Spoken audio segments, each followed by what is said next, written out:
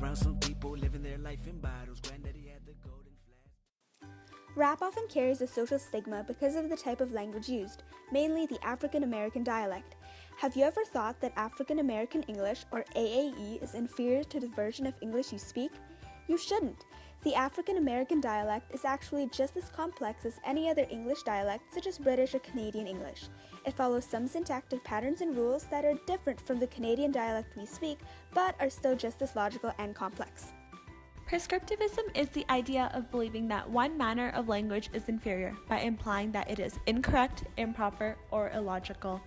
There are many prescriptivists out there who tend to look down upon the African American dialect by saying that it is bad English, when many African Americans speak it.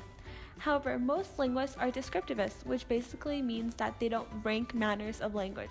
They are interested in describing these different dialects because they carry important information about how the human language works. For example, Walt Wolfram, a sociolinguist, describes one common pattern used in the African American dialect, which is the deletion of the copula, a connecting word usually in the form of is and are.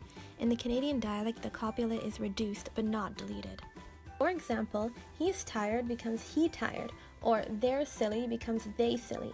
In the Canadian dialect, is and are is reduced to just apostrophe s and re, but they are deleted in the African American dialect.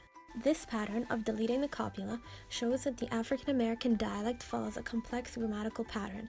To illustrate how complex their sentence structures can be, there are also cases when the copula isn't deleted. In sentence final position, the Canadian dialect can't reduce it, and the African American dialect can't delete it. Just like she's good, she really is, becomes she good, she really is.